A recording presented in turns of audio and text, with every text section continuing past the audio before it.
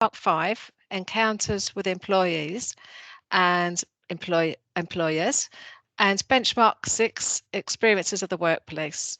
So we've linked both these benchmarks together because they both really concern employer engagement.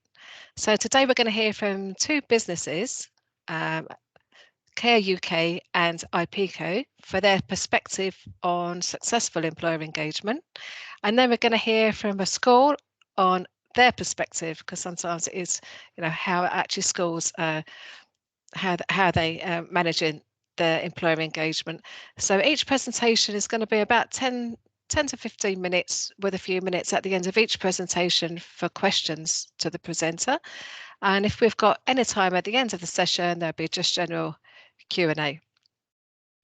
You can also put questions in the chat, and we'll do our very best to answer those as well. So I'd really like to introduce our first speaker from Care UK, and that's Siobhan. So Siobhan, can I hand over to you, please? Yeah, of course. Thank you so much. My name is Siobhan. As you gathered. So my role at KUK, I work in our HR team within a recruitment team, and I work on various projects. And one of my biggest projects at the minute is early careers. So I've been working really closely with our regional director for Essex, Omar Taylor, who's on the call today as well, and mostly actually one of all of Essex's homes, but one particular manager from Silver Springs Care Home in Colchester. We've got Joanne Ricks on the call as well, who's particularly engaged with this project. And I just wanted to take the opportunity to introduce just some of the initiatives that we're offering and working on improving at KUK at the moment.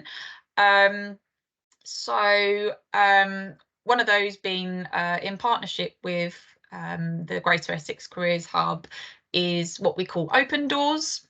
So you might have heard of this, you might not have. We basically invite in students, normally secondary school age students, to literally come, and we open the doors of one of our care homes for them to have a look around. So they get to see behind the scenes. We take them into the kitchen areas, they see the laundry areas, and we engage them with not only to see what the care home looks like, but engage them with some work-based activities as well whilst they're there. So we'll talk a little bit more about that in a second. I'm going to pass that a couple of questions over to Joe. So that's our Open Doors initiative, which at the minute we've had a focus in the Essex area. So I think we committed to 10 throughout the Essex region for the previous 6. I'm not actually sure what month we started now, but over a period of a year we committed to 10 in Essex. Unfortunately, we have had to cancel a few, some on our pod, but most actually because unfortunately the schools just weren't able to get there at that time. And I think my biggest concern is because we sort of offer these dates and then sometimes we don't have the schools booked on. So just to kind of put it out there, really, to try and let you guys know that this is an initiative. We're really keen to invite more schools into our homes to have a look around, find out about careers in care, all the multitude of roles as well, not just care assistants and nurses. We have so many roles, which Joe can touch on in a second. And I mentioned our home in Silver Springs. So other initiatives that we're looking at the moment is work experience. So we already as a company offer work experience throughout. We're UK wide, so we're UK, Scotland and Wales. I think we've got 157 homes at the moment, but we're looking to improve our work experience. So we've developed a new programme that we're piloting in Silver Springs Care Home in June, as well as piloting one in our support centre in Colchester, as well within the finance team. So I do have a tendency to talk at people a lot, so I'm going to now just pass this over to Joe, so our home manager at Silver Springs Care Home. Joe, if you wouldn't mind just giving a little insight from an employer's perspective as home manager, what it was like for you and the team to have students visit the home, and what kind of information that you felt they gained from the day? Hi Siobhan, thank you. Hello everybody, good afternoon. So I've always been very keen to involve young people in our homes. It's something I've been involved in a couple of the companies I've worked for, but this is the first time that I've been really involved in quite a structured way. We've had 2 schools visit Silver Springs. We're based in Thorrington, Essex, between Colchester and Clacton. Sorry, that's my radio going. So they visited us for a morning. I think one was back end of last autumn and the other one was earlier on this year. And they were year 9 and 10 pupils from the schools. And it was very clear when they first came into the home that this is not what they were expecting from a care home. And obviously a lot of their ideas would have, I'd say, be given from mums and dads or who have visited elderly relatives in care homes. So they weren't quite used to the fact that my ladies and gentlemen are doing exercise classes. This afternoon, as an example, we've had pets in the home. We've got a dementia club running this afternoon. So there's an awful lot going on. And when we started talking to the young people about what kind of jobs they thought an organisation such as Care UK would be able to offer and qualifications, it was very much they thought all we did was care. There wasn't a back support office of financiers, marketing people, payroll people, and it grew and grew. And even within the home, they realised we'd got facilities for chefs. I myself currently have a young man doing his level 2 here as a full apprentice. I'm also now looking at a young lady who's contacted me. She's doing her level 3 in health and social care, but she's not getting on very well in her placement and wants to change over. And again, coming to me as a full apprentice. Now, that has implications about the hours they can work, because they can't do a normal 12-hour shift. So as a team, we have to be able to fit in around that. And we've changed the hours my kitchen staff work to be able to facilitate this young man doing his level 2 in the kitchen. And he's learning everything about working in a kitchen, from the health and safety aspect to basic meal preparation, the health and hygiene within that kitchen. And at the end of it, he will have a level 2. And if he decides that's something he wants to progress with, we can then look at the level 3. I also work quite closely with Colchester Institute, and I have 2 students currently working with me. One's a level 3, one's a level 2, and they come in 3 days a week. And each young person is at a very different position in where they're at and their understanding of working with older people. Some of them need nurturing themselves. Some of them come in and literally run with it because they've been in an environment at home maybe where the family unit needs more support. And we're currently looking at supporting Market Field School here in North Essex, and a student that they've got that they want to send to me who's got special educational needs. So we're going to be looking at how we can support her to get into the workplace and show her what we've got going on here at Silver Springs. So I think that first visit to me, it was a bit, oh, do I really feel this can work? But by the time they all left, they were all now, obviously some of the gentlemen, the young gentlemen, they were thinking more now, there's nothing I can see here for me. I want to get into engineering. And it was funny because when we started talking and asking them what they wanted to do, all the young men said, I want to be an engineer. The girls, I want to be a nail technician, I want to be a hairdresser. It was very, very female, male in modified roles. By the time we went, I'd got one young lady, Ruby, who will stick with me forever, who told me that one day I can manage her care home for her because she now wants to buy a care home. So she's got a long way to go to get there. But there was suddenly this interest that actually nothing's impossible. She could start off working as a carer. She could do qualifications in care if she so wished. She could potentially even go off and do her nurse training or social work training. But ultimately, yeah, she said, Jo, when I grow up, those words were hers words, and I've got a job, I want to manage a care home like you do, which I thought was fantastic. And when I said to her that I plan on retiring about 3.5 years, she said, well, don't worry, you can come and live here instead. So she's already got my nursing home placement sorted out for me. But watching their enthusiasm throughout the morning was amazing. They got totally involved with the chef and the preparation of the textured modified diets. They could see what input those diets had towards the elderly people that we support here at Silver Springs. And it was just really good to see them opening up their options in terms of the future. I didn't go the university route, and I was very keen to let them know this. I went with entrance exams. I did my nurse training, and I developed up and did my level 4 and then my level 5. And I think it was very important for some young people that are not going to be university graduates to realise that even though they are not going to be straight A students and get their A levels, that there is the opportunity to grow and develop in their chosen role. And I think that's why we got some of the interest from them that we got. And I do get that teachers and education, you do have to meet certain criteria, the same as we do in health and social care. You've got your Ofsted guidelines, we've got CQC.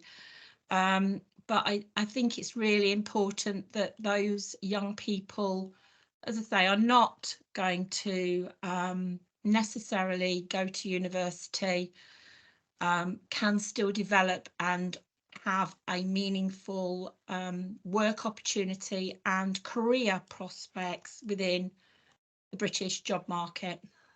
Thanks, Jo. I think you kind of hit the nail on the head of what I was going to cover next as well. But I think that's exactly one of the key things and key messages that we try and get across with these visits and our engagements in schools, is that actually, regardless of your academic background, anything is possible. And the entry routes that KUK offer, our regional director Omar, who's on the call, Omar, I don't mind if you can just, was it care assistant you started your career in?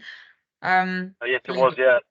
Care assistant, and I think, you know, he's one of our regional directors. So we have so many examples in support centre and across care of these amazing success stories of actually where a colleague has started in an entry-level role, and I think it's been really inspiring for students.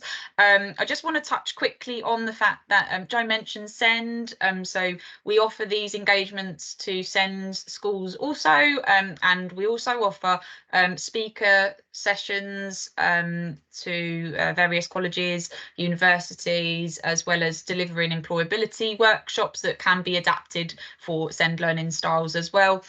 So many different initiatives and things going on. I'm conscious of time, and I do have a bit of feedback I'd really love to share, a recent one, but I just want to check in case there is any questions that anybody had for us at all.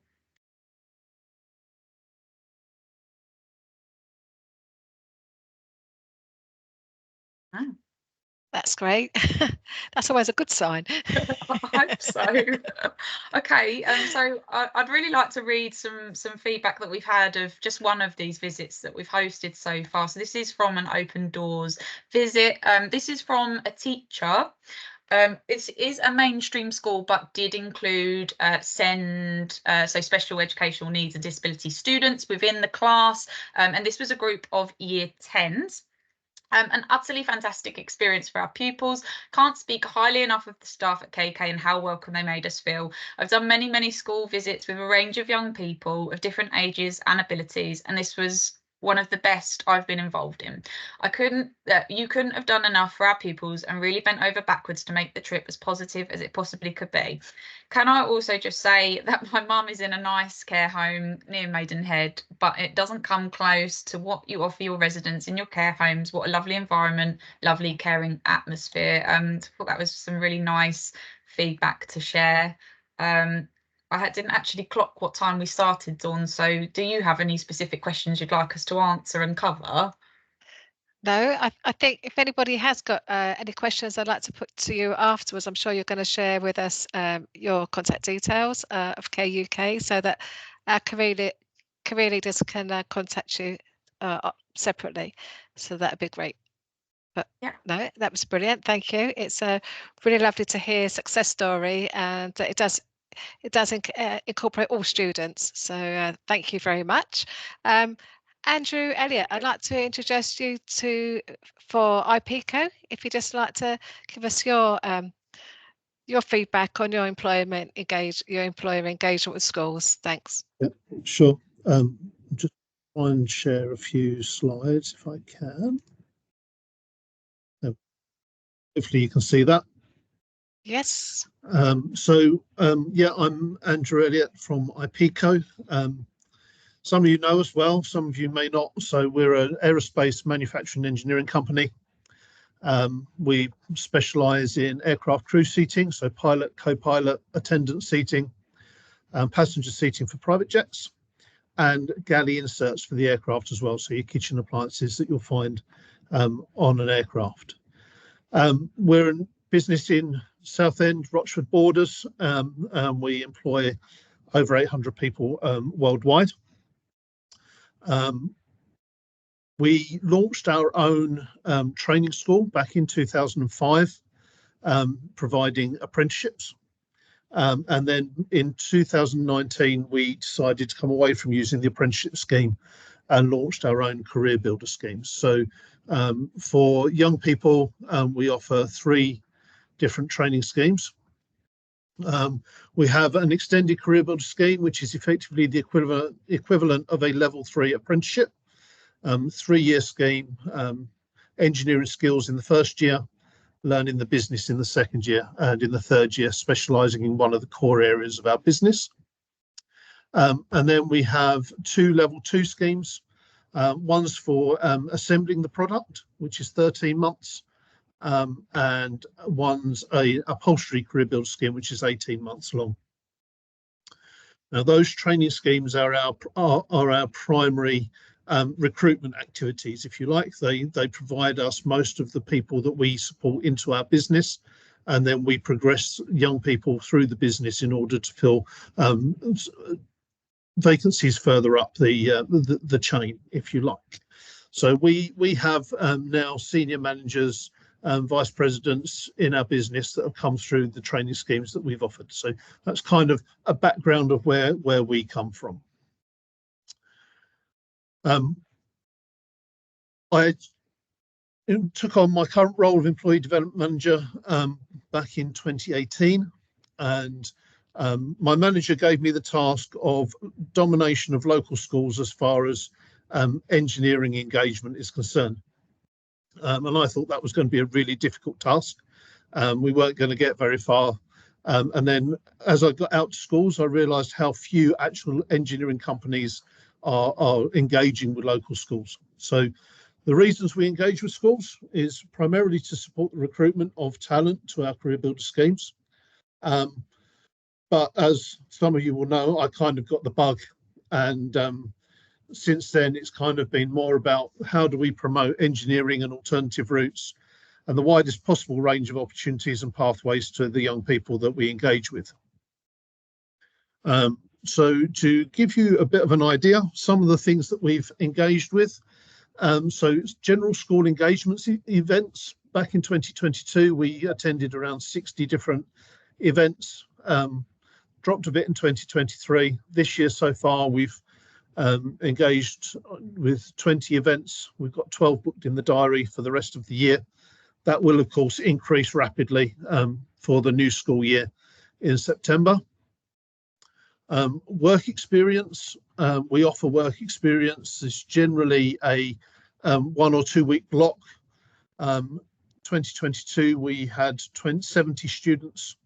23 we had 74 students. This year so far we've had 24. We have 36 booked and bookings still going on. I'll come on to some of the issues around that in a little while. I work as an enterprise advisor in 2 schools in Southend, and I have one of our ex-trainees who's an enterprise advisor for one of the other schools in Southend as well. I'm currently working with Dawn to try and see whether we can expand that further as well. Yep. And then we're also industry champions, STEM ambassadors and various other things where we engage with third parties to deliver events across local schools.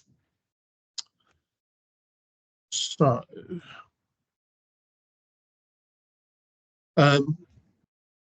sort of events that we attend, careers fairs.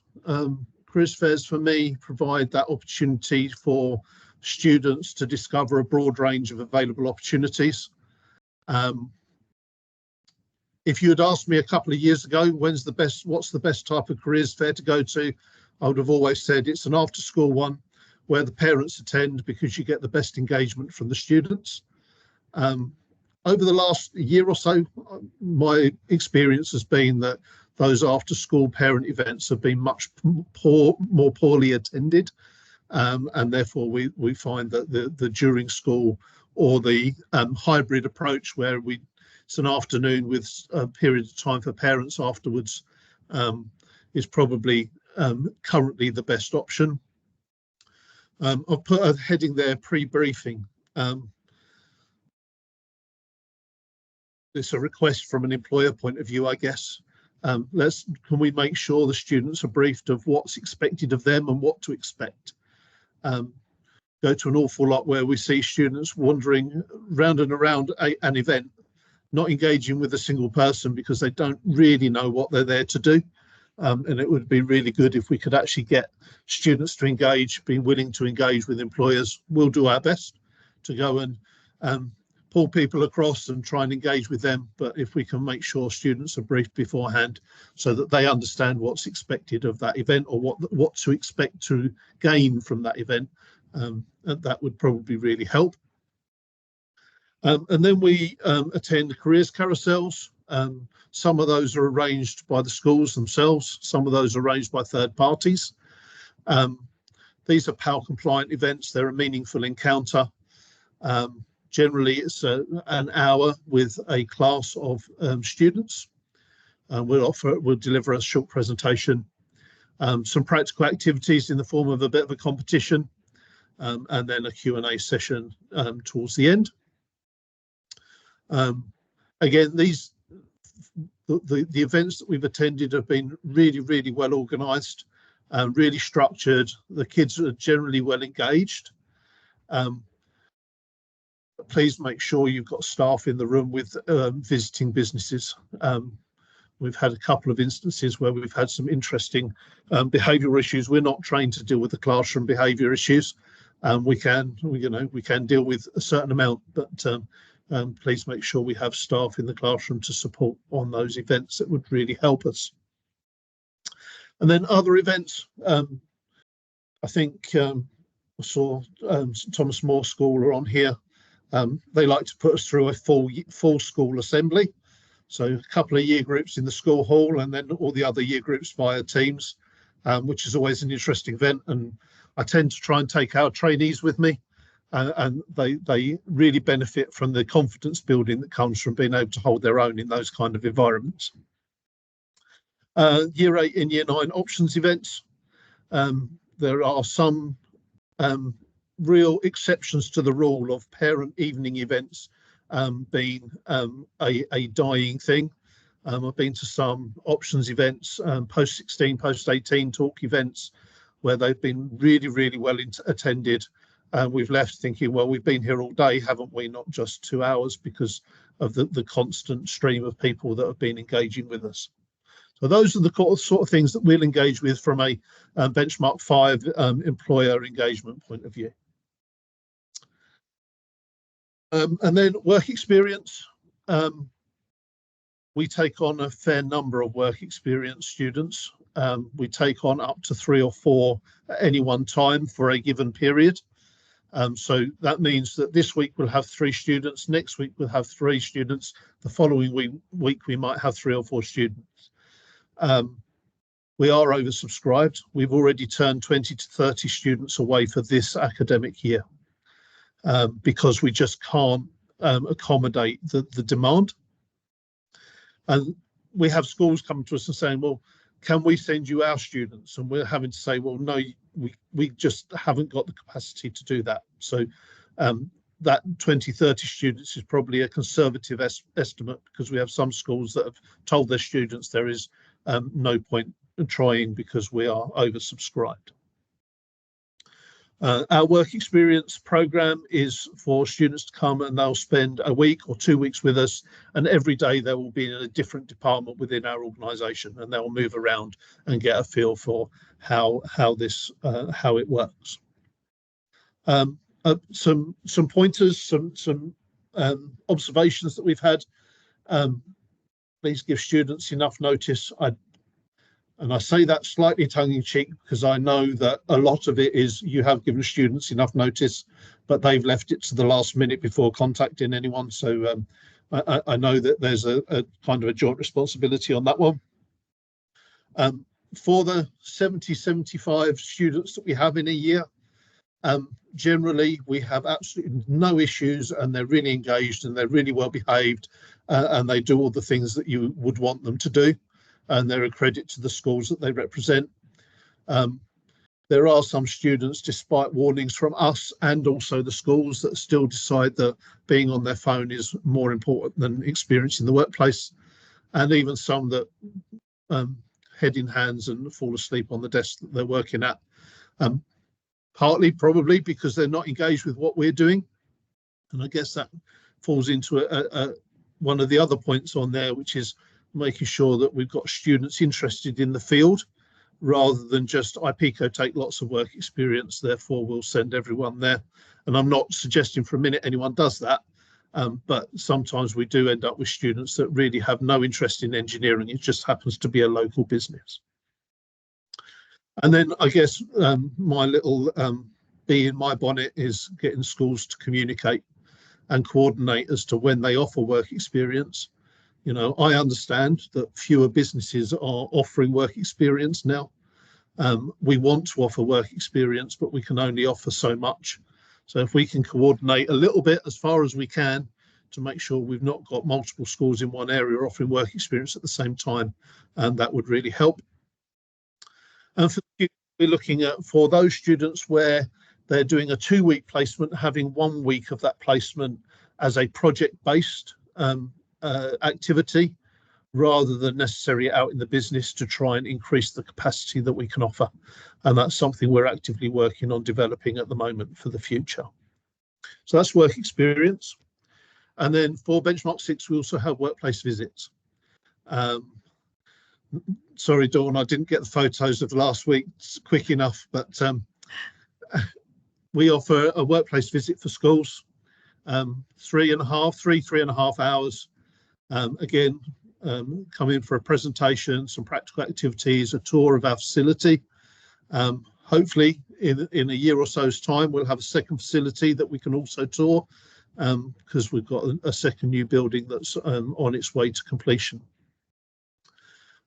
For this, we have hosted a number of different types of visits. We've had visits from just students in general, a selected set of students, whether they be students highlighted because of positive behaviour or things like that, or whether it be students highlighted because they're at risk of becoming NEET or have other needs. We'll host whatever range of students we're asked for. We've recently hosted a couple of business studies classes where we've been able to talk about not just the engineering side of our business, but all the supporting services and all the things that go in to making our business function, and also some of the challenges that exist and why we need a wide range of different skill sets to come and join our business.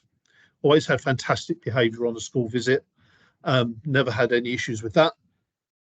I know it's a genuine issue across all areas, but having students come with questions they can ask and make it a little bit more engaging rather than us talking at them the whole time also really helps.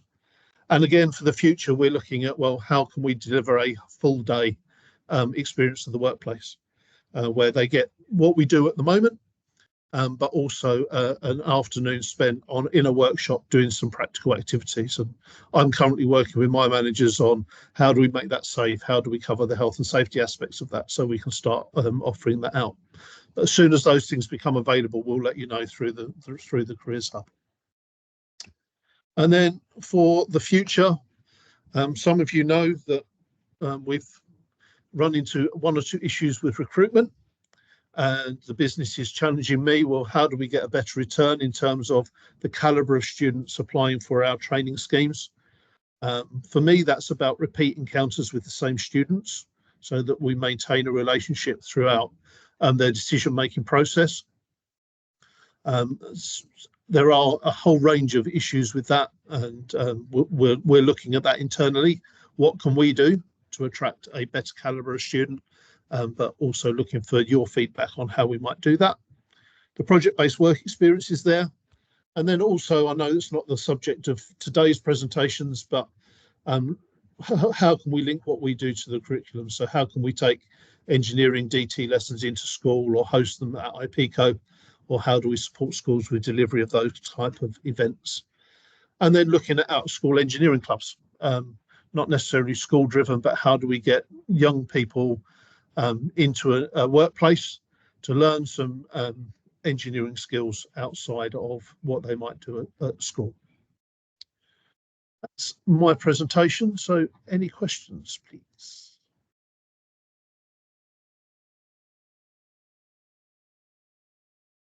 Any questions at all? I'd just like to add that Andy really touched on this. It's that progressive engagement, isn't it? And it is really starting with those small conversations and just having the same company involved in maybe workshops, and there may be mock interview days, work experience, everything that a company can do, just that real progressive engagement. And also Andy really mentioned preparation before everything, so it really is meaningful. So there's certainly preparation and follow up afterwards. And the thing about the work experience, it's not just 1 week or 2 week set anymore. It can be experience of the workplace, which is something that Andy's just mentioned. So that's something that we can probably accommodate more students that way. So that's something really to look for. But again, it is just the engagement from the school, and as we heard from Claire from Care UK before, it's letting the companies know when you can actually visit, and really kind of coordinating that. So it has to really be kind of two-way. So that's brilliant. Any questions for Andy? Or for Siobhan before we just move on to our schools perspective? No? Okay, and Andy's definitely going to give his details in the chat too. Just a moment. We have a question from the careers coordinator. Hi, yes. Sorry, with regards to the sort of visits to your workplaces, what sort of numbers are you looking at one time for both of you? That is, sorry. I'll go first if that's all right, Andrew. So for Care UK, obviously we're a national employer, so it really depends on the size of the home. All our homes are really different in size. So obviously our larger homes, capacity wise, could be sort of up to 40, whereas smaller homes would be smaller numbers. Okay, thanks. For us, for the workplace visit, the half-day workplace visit, generally it's 15 to 20 students at the moment. Okay. But that's generally limited by the school's ability to provide transport to get the kids to the workplace. Yeah. Okay. So what we're looking at is, well, how do we can accommodate more, but it's how do we work with schools to make sure we can make that happen. So there are some weird and wonderful ideas being thrown around internally at Ipeco at the moment about, well, can I give you a budget for funding schools to provide transport, stuff like that, just to try and improve that engagement. We're not there yet, That's the sort of thing that we're throwing around as an idea at the moment. Brilliant, sounds good, thank you. Okay, I'd like to introduce now Claire Swan from Thurstable School, and she's going to let us know from a school's perspective how you deal with employer engagement and experience of the workplace. It's over to you, Claire. Okay, hello, thank you. So my name is Claire Swan of Thurstable School. I'm the careers advisor, careers leader and sixth form manager. So I do everything, run the work experience programme as well. So I'll start off with work experience, sort of from my point of view, from school's point of view. I've been running it for about 10, 11 years. Every year we offer a 2-week work experience in July. 2 weeks of term for year 10s, and we also offer a week for year 12 as well. The last time obviously we did it was before COVID, and then the first time since post-COVID was last year. The difference pre-COVID and post-COVID, the issues that we faced is that I had a whole list of employers that I used to send out to tutors, to parents, to students, and not just local. We are based in Tiptree, probably heard of Wilkins Jam. So we are we're between Malden and Colchester. We are in kind of a rural area. Public transport is quite bad where we are. So it's reliant on parents getting students out of the village and going to more placement, more employers that they can access.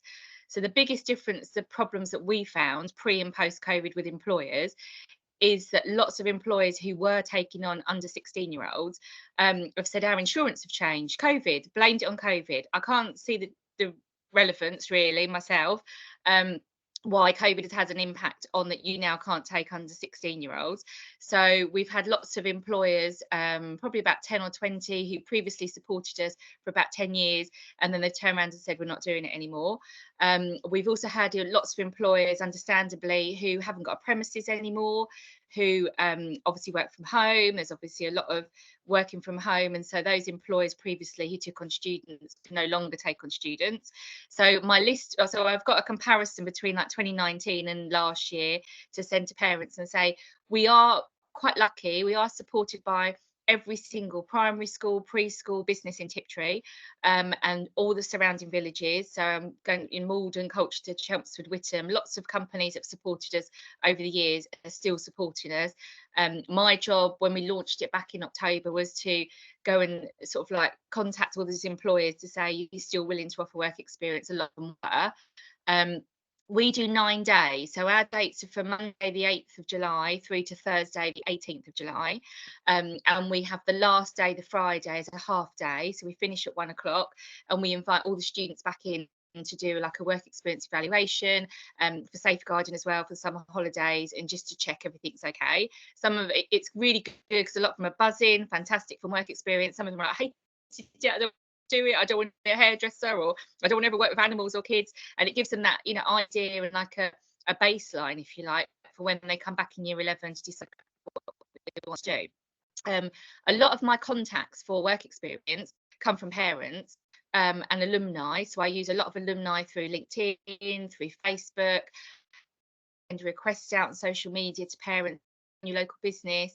If you're willing to offer work experience, please let us know. And I do get quite a few new companies come that way. I use the same work experience, if you like, work experience employers for mock interviews and employer encounters as well. I'll touch on that in a minute. So the biggest change that I made for work experience, which I know a lot of schools have stopped doing work experience because the admin and the paperwork is the biggest headache, which is what I've been doing single-handedly. So I said, right, let's make it digitalised. Everybody's now used to Google Forms, everybody's used to online. Pre-COVID, I would have mounds and mounds of paperwork in my office. Kids would lose the paperwork, parents would lose the paperwork, employers would fill out the form for health and safety, and then they wouldn't put the student's name on it, so I'd have to try and match it up. Absolute nightmare. So then I said, right, so I sat down with my computer guys and said, everything else is being digitalised, let's digitalise work experience. So we are like a Google school. So to my mind, the Google form is the most easiest way to communicate with employers and with parents. So when we launch it in October, we send out, like we use Schools Post for communication. So we send out a letter to the parents, and I include a Google link, a health and safety link, I literally replicated the health and safety form that we did pre-COVID. And so the employer has to put down all their insurance details. They've got public liability, employers liability insurance, have to put down anything to do with safeguarding, their point of contact for health and safety. And it probably takes them, I reckon, I've done it, probably takes about 10 minutes to fill the form out. Once it's filled out, it automatically comes into my inbox. So again, I'm overall responsible for the whole administration of it. And then I've set up like a separate inbox. So it automatically goes into an inbox for work experience. I then have a spreadsheet set up for the tutors. So as soon as I get that form through and I check it, if I need to ask any questions of the employer for risk assessment or to check the student's name or anything else, I go back and do those checks. And then I kind of highlight them in green for the students, so the students can see. It's almost like a working document, if you like, on a Google sheet, that as soon as the employers confirm their placement, it's all confirmed, the student can see it and the parent can see it and the employer can see it. And then we obviously get parental consent as well, as if you're going on a school trip. So that's all the admin side of it. We do have quite a good crossover with employer encounters because of Wilkins Jam in Tiptree. So we have a really good relationship with Wilkins, who offer work experience in all areas of their business. So a bit like Siobhan was saying, and Andy, they offer it in engineering, in the factory, as well as in the tea rooms. So customer service, hospitality, in everywhere in the factory, even in the farm at Wilkins as well. Wilkins also, so as well as work experience, they also come in and do talk. So they have employer encounters in different year groups, particularly for business. They come and do a talk in business and for media, because they're a massive local company that everybody knows internationally as well for Tiptree Jam. And they have a really good presence on social media. So they sort of like cover different talks in school as well. We've also probably in June time take year 9 students on a trip. It's quite easy because we walk down there, so we haven't got to think about transport. So we take year 9 students, they go into the business, they have a tour of the farm. Wilkins talks to them about how much it costs to run the business, all the different types of careers that they offer, as well as work experience. So that's like a really good relationship we've got with Wilkins. Colchester Zoo and Colchester Hospital as well. So Colchester Hospital are really good to us. They constantly offer us different trips and encounters. We've got one coming up in June for year 9 for like an innovation day, and that's to take year 9 students to look around at all the robotics and all the different technology that the NHS use, as well as they offer work experience as well. So we have about, I think last year we had about 4 or 5 students in their different wards as well as all in their HR and customer services.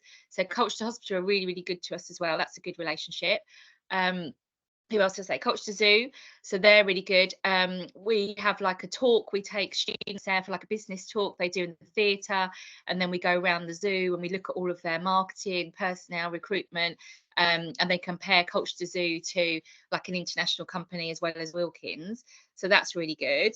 I was going to say we have visited care homes. So apologies, Siobhan, we haven't been to yours. We have visited different care homes. I've got quite a few good relationships with care homes in, not necessarily in Tiptree, but in the Malden area, sort of Great Totham and Tollesbury and Malden and Colchester area as well. We have taken students, particularly year 12 health and social care and year 10 health and social care. We've taken them for visits to the care home. So I think I'm going to look up yours as well, because that would be quite good. So we might look at something else.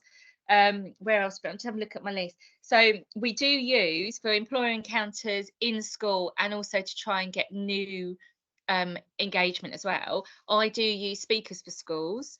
So I've signed up Speakers for Schools years ago, and they're free to use. And if I've got any events like a careers fair, which we're doing during the day, or mock interviews, I contact them, as well as Explore STEM. I think they're called something else now. But then I speak to them and say, oh, I'm running an event. Is there any way you can send in speakers? And out of Speakers for Schools, they then send you a contact. You speak to them directly. Out of that, I've had the Bank of England, who came in last week and spoke to our A-level maths lesson. We've had BBC come in, we've had HMRC come in and talk to year 8s about tax and pay slips and things like that. And obviously Colchester Hospital, I'm just having a look at my list. We recently did a trip for year 8 and 9. We went to Parliament So that was quite good. That was before Easter. That was really, really oversubscribed. We could only offer it for 30 students, and we went to Buckingham Mews as well. And part of that day was also it was for the school council, and part of that day was to look at different careers in Parliament. So we went through the House of Lords, the House of Commons. It was an amazing day, and we went round Buckingham Mews as well. And we we learned about all the different jobs that they offer, looking after the horses and things like that. So that was really good. It all sounds really wonderful, but huge barrier to us is the cost of transport. So as a school, we don't have minibuses. We had 2 minibuses. They're both broke simultaneously. We can't afford to replace them. Even if I was going to do a trip from Tiptree to Colchester, which is literally 9 miles up the road, if I was to take 40 or 50 students for a coach, it would cost us over £550 for a coach. To get a minibus, probably I took a minibus the other week for about 10 students to Colchester. We went to Essex University. That cost us £300. So you know that could eat up. I've got a careers budget, but you know, to constantly do, I'd love to go and do open doors. I'd love to go and visit more different types of employers like engineering or construction, or I've got a whole list. But it is the cost is a huge barrier to us, particularly. I know it's probably not as bad for Colchester schools or those, you know, you get the bus or the train, but literally even getting from Tiptree to Kelvedon Station would cost us like £200 in a minibus. So unless you can incorporate that cost in a trip and pass it on to parents, you don't then include, have that trip, that employer encounters inclusive, if you like, to every single student.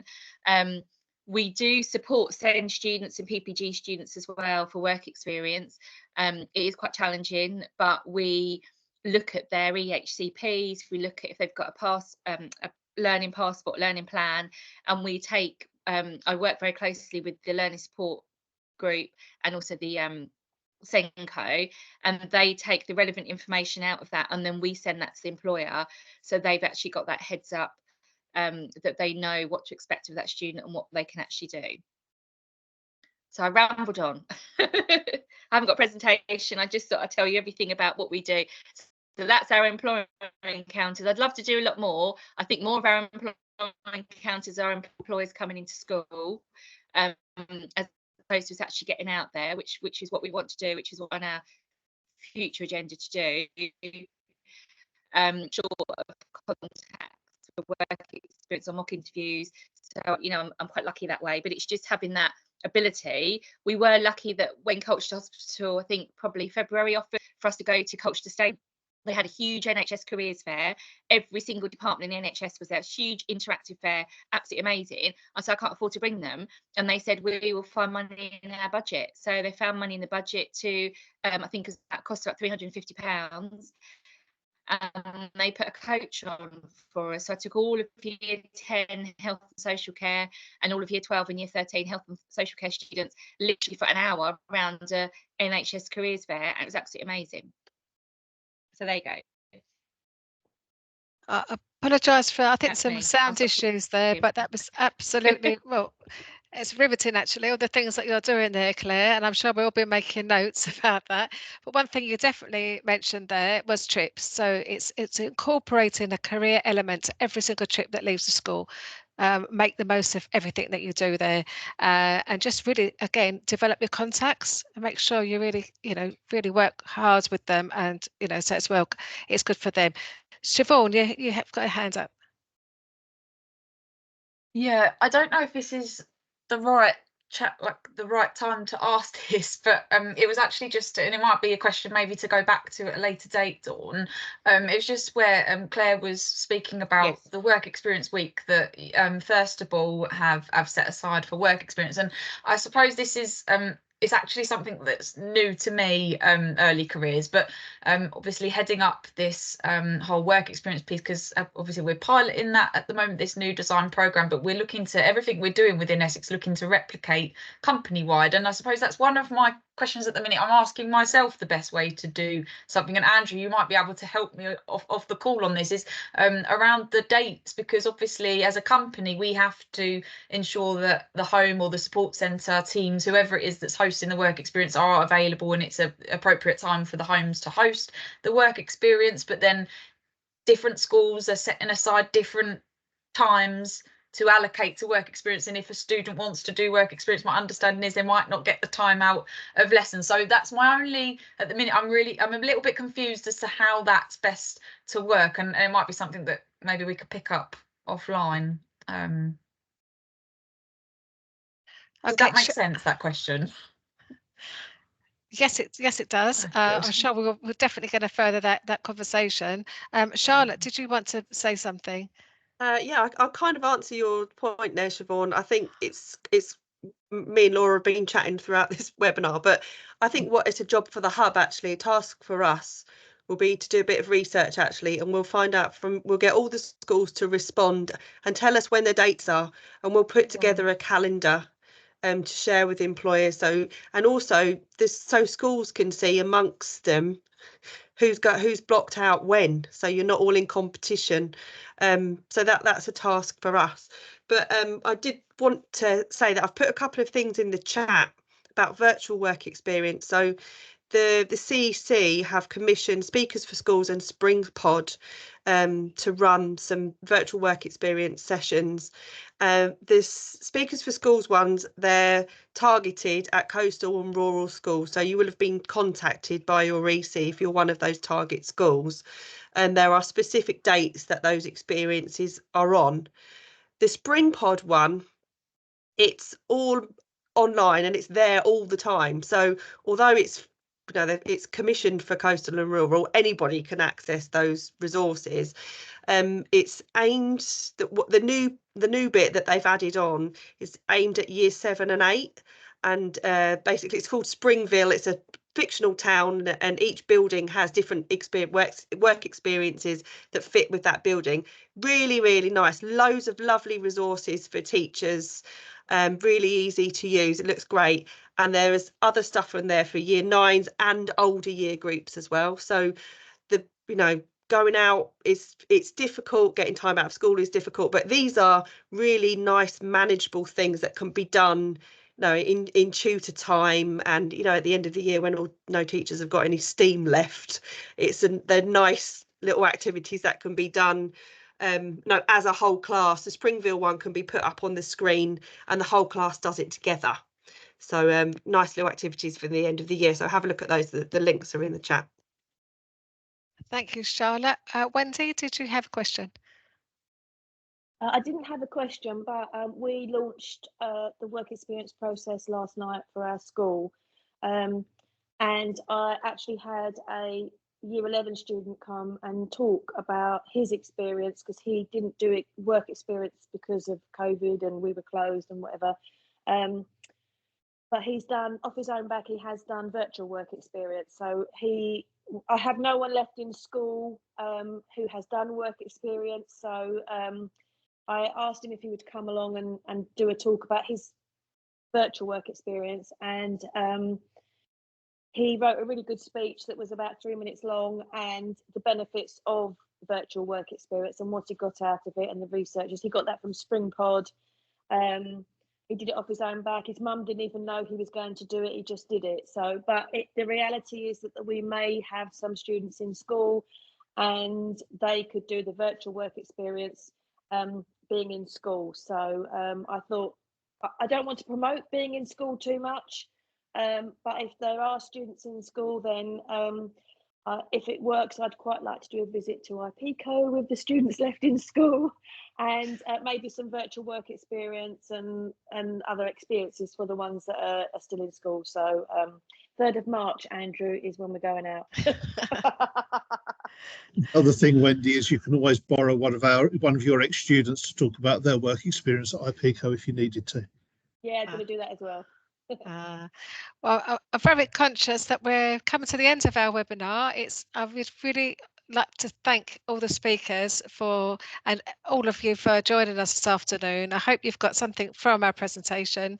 I just really thank you very much and enjoy the rest of your evening.